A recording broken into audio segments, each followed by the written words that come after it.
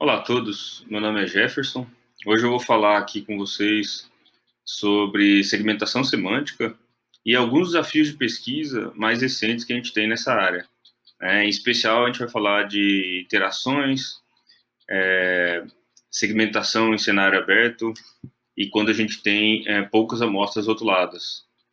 Bom, a agenda da apresentação de hoje, né, eu organizei em três partes principais, uma introdução, uma motivação sobre o tema, né, é uma coisa bem breve. Vou falar de desafios e oportunidades e eu menciono aqui três tópicos principais. E, por fim, as considerações finais desse tópico de pesquisa. Bom, a primeira coisa que eu acho importante a gente mencionar é o conceito de segmentação de imagens, né? Então, só para relembrar o público daqui do nosso evento, né? Segmentação de imagens nada mais é, então, do que você dividir uma imagem digital em múltiplas regiões ou objetos com o objetivo de simplificar ou mudar a representação de uma imagem para facilitar a análise, né? Então, pegando aí a definição clássica, né, de segmentação, e é um processo não supervisionado, ou seja, dado a imagem, eu quero, como resultado desse processo, um conjunto de regiões. Bom, e o que seria, então, segmentação semântica, né? Que a gente vai usar aqui o conceito que a gente está usando nessa apresentação. A segmentação semântica é o processo em que você tem como principal objetivo rotular cada pixel da imagem com uma classe correspondente. Então, além da gente segmentar em regiões homogêneas, a gente também quer rotular essas regiões, né, e os pixels pertencentes a elas. Tá? Outros nomes que a gente vai encontrar na literatura, né, que é bem vasto, classificação a nível de pixel, pixelized classification, ou rotulação densa. Esse termo, rotulação densa, é mais usado pelo pessoal do Deep Learning em contraposição ao sparse labeling, que seria classificação e detecção de objetos. E no final, tudo isso se resume, né, um maior interesse que se tem na área de sensoriamento remoto, né, quando se usa segmentação semântica e imagem de sensoriamento remoto, é a criação de mapas temáticos. Né? Bom, então, nesse sentido, né, a gente tem várias técnicas da literatura, a literatura tem avançado bastante ao longo dos anos, e eu vou falar brevemente sobre o clássico, né, o que seria a segmentação semântica clássica, que a gente vai chamar aqui de shallow na nossa apresentação de hoje, tá? Então, o processo para você criar um classificador de padrões e capaz de realizar a segmentação semântica com métodos clássicos, né, seria, você tem um conjunto de imagens, você aplica segmentação nessas imagens, aí você pode usar abordagens não supervisionadas, watershed, Ventshift, tem várias na literatura, né? E a partir das regiões segmentadas, você realiza algum tipo de extração de características. E aí tem várias abordagens para isso. Dependendo da aplicação, você vai ter abordagens diferentes aí para o seu problema. Então, alguns exemplos, por exemplo, você pode usar índices de vegetação, extração de textura, ou até mesmo informações sobre a forma dos objetos que tem na imagem, né? Por fim, você vai usar aí um processo de classificação supervisionado, né, para realizar um aprendizado de um modelo capaz de discriminar as regiões aí, os objetos de interesse nessa imagem. Bom, as principais dificuldades que se tem na literatura são, então, erros, né, da segmentação, eles são propagados para a classificação.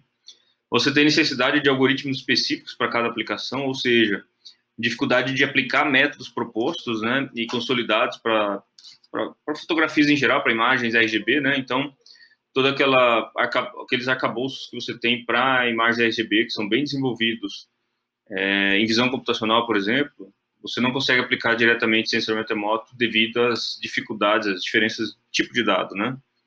E por fim, você tem muitos métodos, né, de ensemble e outros métodos de machine learning para aprender padrões das regiões extraídas, mas em geral eles são caros e eles não garantem qualidade dos resultados sempre. Tá? Então tem uma série de detalhes que precisam.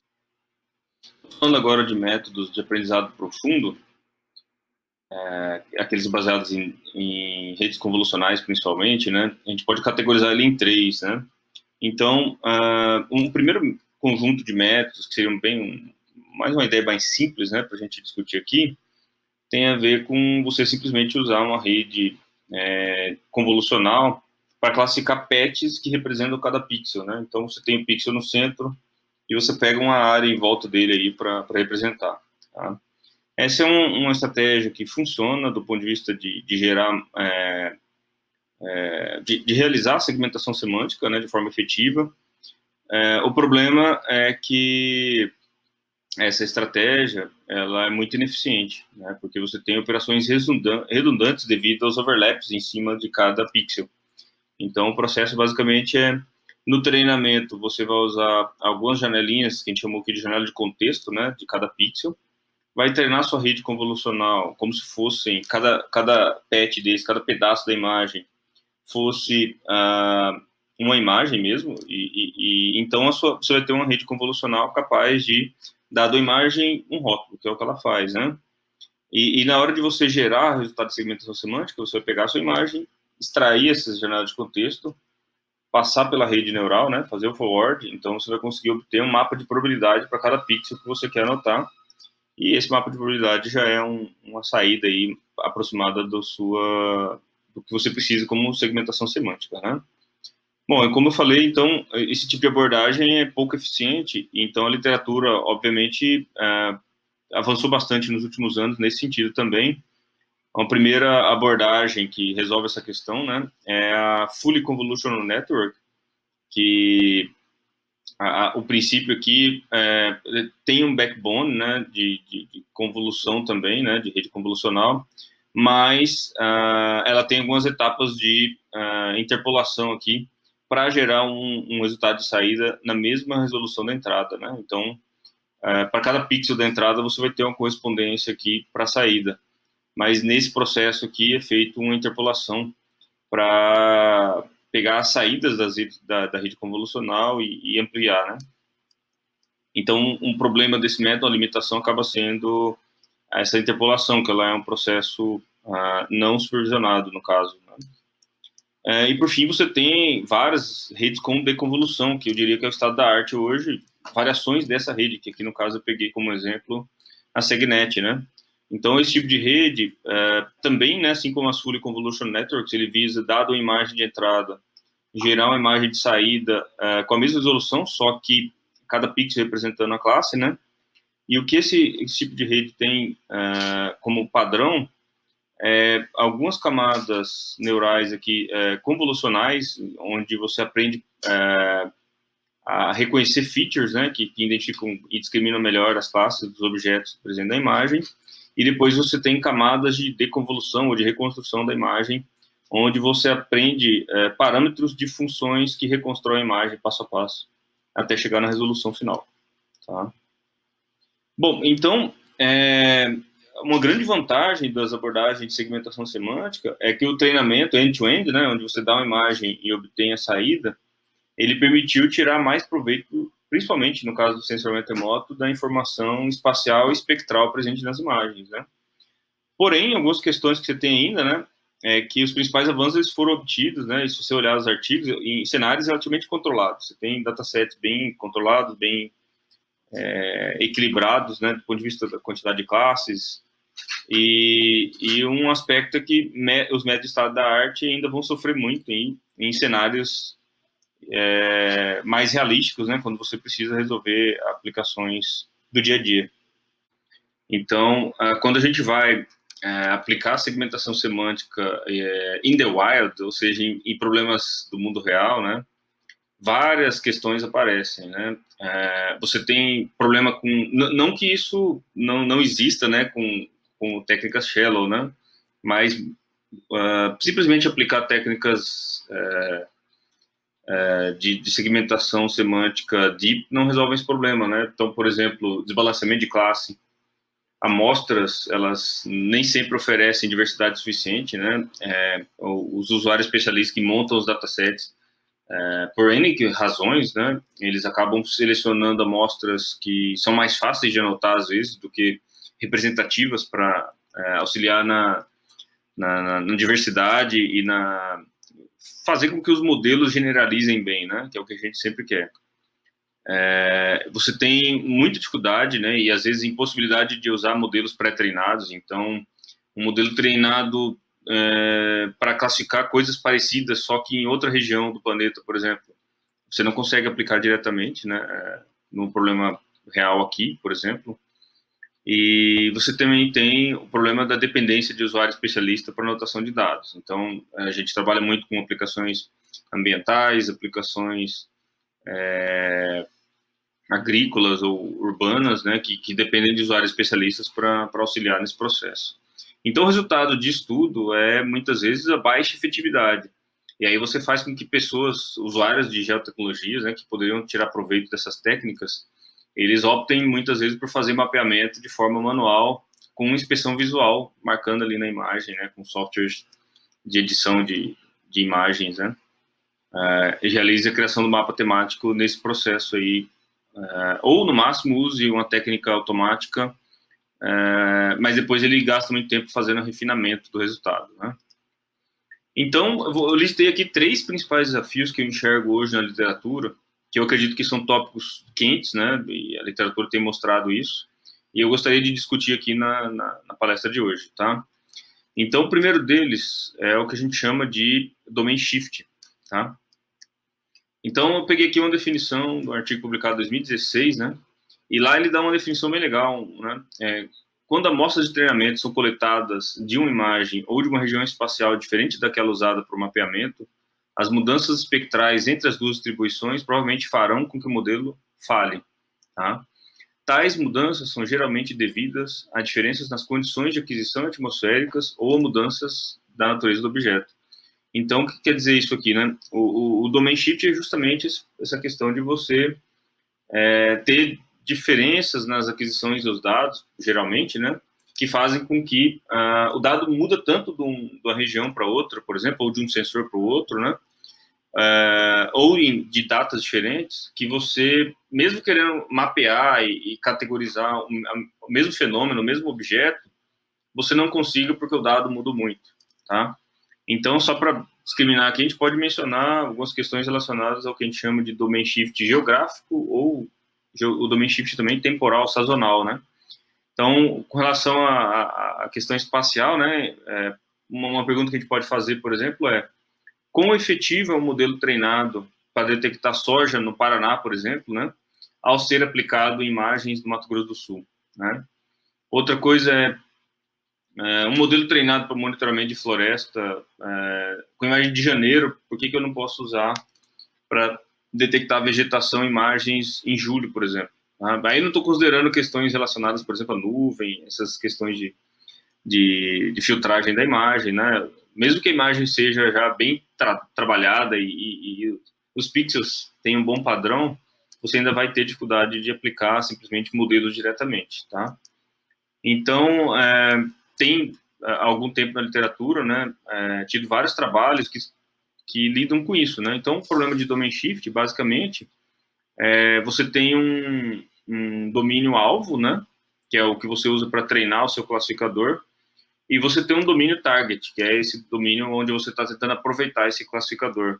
Quando você simplesmente tenta aplicar, devido a esse shift, né, esse deslocamento, né, do espaço de características, o seu domínio target ele está deslocado e o classificador simplesmente não vai funcionar, ele vai falhar muito, vai errar muito. Então, basicamente, essa área de estudo de Domain Adaptation, o que ele tenta fazer é criar uma função que mapeia uma área para outra, né, um domínio para o outro, de forma que você consiga aproveitar esses modelos. Tá? Esse é um problema bem difícil. A literatura caminhou bastante para técnicas clássicas, não deep, né, espaço de característica normal aí. Mas a gente já tem, principalmente com o desenvolvimento de redes generativas, por exemplo, várias abordagens mais efetivas para fazer isso. Em sensoramento remoto, para segmentação semântica, isso ainda é um problema em aberto. A gente não tem um método específico ainda que funcione bem para essas questões. Tá? Então, é um problema bem interessante de ser tratado, né? O segundo ponto que eu gostaria de mencionar, né, como um desafio e também uma oportunidade de pesquisa, é associado ao que a gente chama de small data. Eu vou chamar de small data aqui, mas a literatura ela é bem ampla nesse sentido. Então, eu vou mencionar alguns tópicos aí. Mas, grosso modo, eu estou me referindo aqui a tudo que está associado ao fato de você tentar classificar padrões, né, no caso, segmentação semântica aqui, a partir de pouco dado anotado, ou seja, a partir de poucos pixels anotados, tá? Então, esse conceito de small data, ele, na literatura se encontra em várias frentes, não só na visão computacional e sensorial remoto, né, mas você encontra aí como um termo oposto, de alguma forma, ao big data. Então, o small data ou little data, ele está mais associado a pequenos conjuntos de dados bem estruturados e organizados, ao contrário do que a gente tem com big data, que trata mais a questão referente a grande volume de dados e geralmente não estruturados, né? Então, a mineração de dados em cima desses conjuntos. Na literatura, né, principalmente de visão computacional, você tem muitos termos aí, zero, one, few shot learning, usados para esse tipo de problema. E uma questão, assim, que eu acho que é uma oportunidade de pesquisa, né, é que a maioria das abordagens até agora foca apenas em classificação de cenas, né? Então, você tem muito método nessa temática, né, mais voltada para a classificação de cenas. E uma pergunta que a gente pode pensar é como tirar proveito dessas abordagens novas, né, para a classificação de cena, no contexto de segmentação semântica, né? Então, é um ponto aí bem interessante para ser pesquisado. Nesse rumo ainda de poucos dados anotados, eu incluiria como um tópico bem relevante para a pesquisa a questão da anotação interativa, né?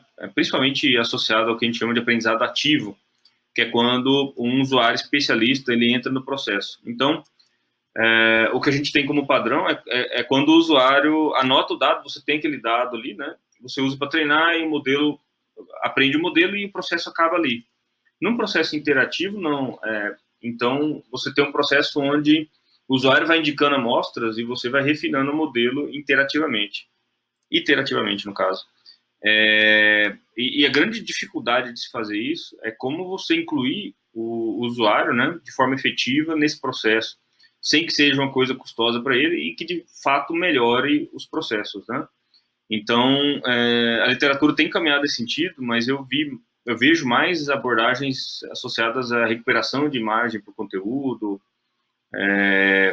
Ou, por fim, uma última área de pesquisa que eu acho que oferece muito desafio e oportunidade na nossa área é aquela que trata de reconhecimento de padrões em cenário aberto. Tá? Antes de falar de segmentação semântica em específico, né, deixa eu explicar um pouquinho o que seria o Open Set Semantic Recognition, no caso, Open Set Recognition, de forma geral, tá? Para classificação.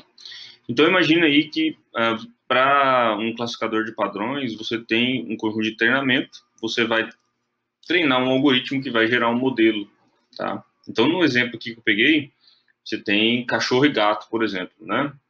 Então, quando você receber uma nova imagem, por exemplo, aqui a imagem do cachorrinho, esse algoritmo, se ele estiver bem treinado, ele vai dar uma probabilidade alta de atribuir a classe cachorro para essa imagem, né?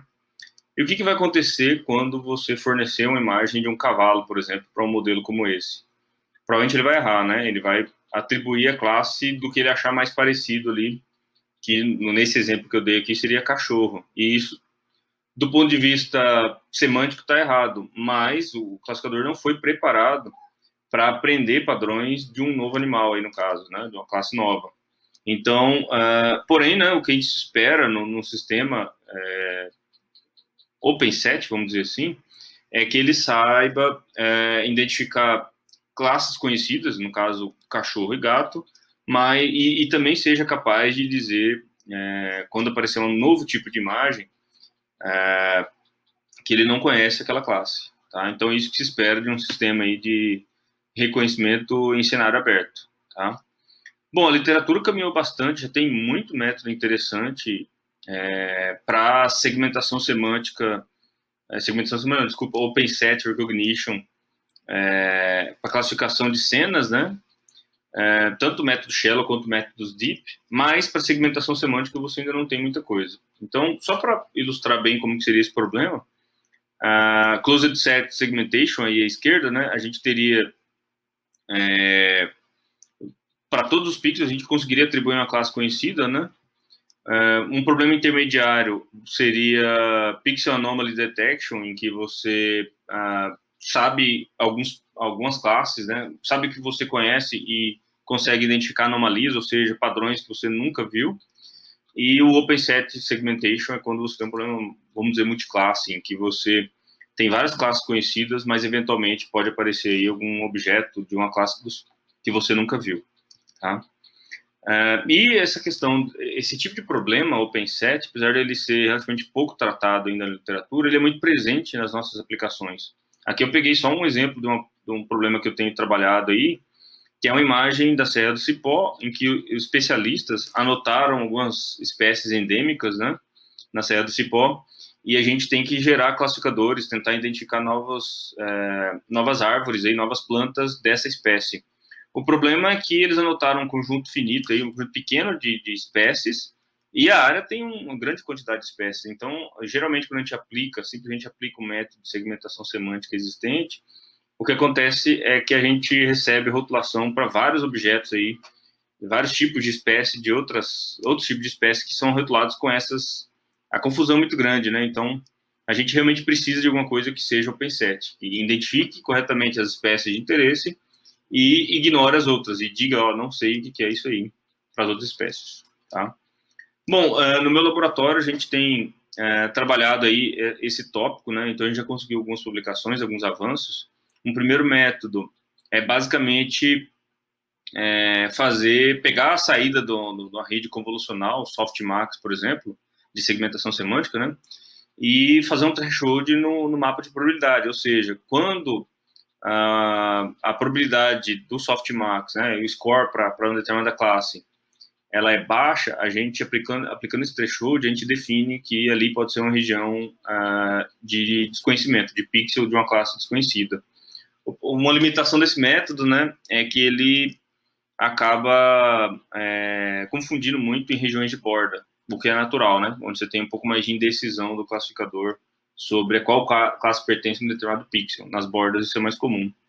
A gente acabou propondo um outro método mais recente, que está em avaliação ainda numa revista, que é baseado em PCA, e a gente usa gaussianas para modelar as distribuições, tá? Então esse método já funcionou melhor, mas ainda a gente tem várias limitações aí nessa área, tá?